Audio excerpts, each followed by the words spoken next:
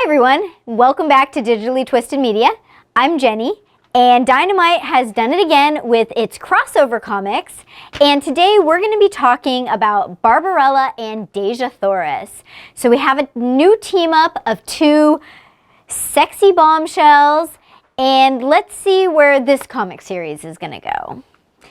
My initial opinion of this comic, based off of the cover of issue 1, which I think is a really cool cover. I really like the artwork on this, especially knowing that Barbarella comes from the 60s and is kind of like that poppy, sexy, mod type looking, symbol.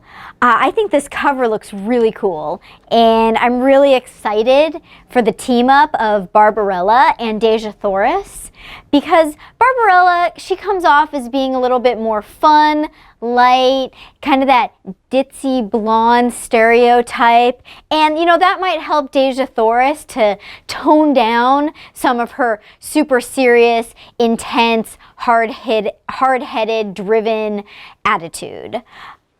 I was kind of disappointed, I'll tell you, when I got into the comic and saw that the artwork looks nothing like the cover.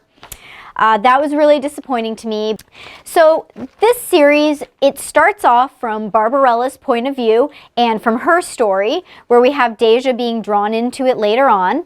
At the beginning of the comic, we meet Dr. Gitu, who is a squid Cthulhu-looking being. And he has just completed his life's work, but knows that he's about to be murdered. And he leaves a series of clues for Barbarella to uncover so that she can ultimately discover the mystery of his murder. In uncovering these clues, she finds a magic mirror that she instantly goes into and is drawn to explore, since she's an explorer. And then we flash to Dejah Thoris' universe on Barsoom, which we find out took place 10,000 years in the past. And Dejah Thoris is out leading a research expedition where they uncover a similar looking mirror. And Dejah Thoris kind of just stumbles and falls into the mirror by accident and ends up in the same place and time on a different planet with Barbarella.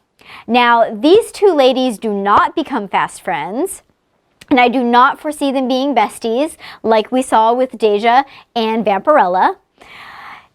The relationship between them is kind of weird, although I also feel like the relationship between everybody in this comic series is kind of weird because the writing is awful. So Barbarella and Dejah Thoris are both, they're scientists. They're really super smart. They're really intelligent. They should be the forefront of the STEM programs at their university. And they want to make sure that everything that they say to each other or anybody else is so long-winded, so wordy, has the most 5-syllable words and phrases that are so complex that it is just so hard to read. I found myself having to go back and rereading over these interactions in these word bubbles multiple times just to get the flow of what was going on here. Now, when I read a comic, I like it to be kind of fast-paced. You have a bunch of different squares on the scene, you have a lot going on, you have action, you have the dialogue, and it's meant to kind of like go quickly from scene to scene as if you were seeing it play out in a movie, so that you get that idea in your head of this is what's going on and you can really visualize it. But with this, there's so much wording and it's so slow that having to keep going back and rereading it and just seeing this mental masturbation of these characters was just so tiring.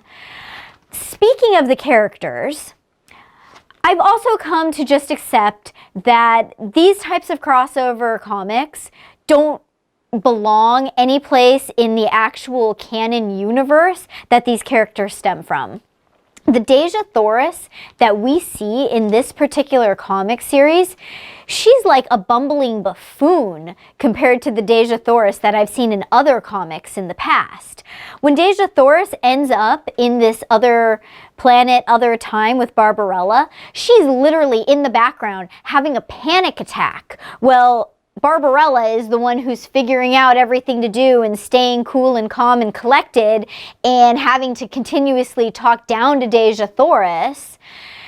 The Dejah Thoris that we see in other comics would never act like that. She would immediately take charge of that situation, be able to figure out what to do, have all sorts of plans. I don't know who this Dejah Thoris is, but it's not the Dejah Thoris from her standalone series, from the Warlord of Mars series, or even from the Dejah Thoris and Barbarella crossover. Now, I'll admit, I didn't know a lot about Barbarella going into this, except for that there was a kind of campy live action movie made about Barbarella back in the 60s. So I'm basing my concept of Barbarella as a character off of that movie. And the Barbarella in that movie, she's very innocent, she's very sexy, but I wouldn't say she's particularly super intelligent. Things work out for her, but it's almost more through like luck and happenstance and her ability to, you know, have good charisma and interact with people that things work out, not because she's this super intelligent being. But yet again, that's what we're getting in these comics, and it's just very tiresome. You know, I feel like, why do I want to listen to these two ladies just, you know, go through these mind games with each other about who's the smartest, who can do this more, who can do that more. Ugh, I hate it. So on that note, I've just come to accept that these crossover series are like one of those silly little sitcom crossovers that you see where they bring a character from a whole different series onto the show, they do their little silly thing, and then it's never talked about again. So I'm just assuming that that's what these series are, that it's no place in the universe, and it's not going to really further either of these characters' individual storylines. But also, yet again, at the end of issue 2, when we finally find out kind of what this, you know, convoluted plan is of why we need to get these two together and what the ultimate storyline is, oh, lo and behold, the reason why we need to have Dejah Thoris there, even though she's, you know, completely out of her element and has no idea what to do, is because she's the one that's needed to resolve this centuries-long war. Yes, centuries-long war that is going on between these aquatic sea creatures that I'm assuming are Dr. Gitu's relatives. And Dejah Thoris is the one who is going to solve this problem. Thanks for listening. I'll keep you up to date what happens next once episode 3 and episode 4 come out. I'm assuming this is going to be a 5-part miniseries again. Yeah. I'll talk to you guys later. Have a good day.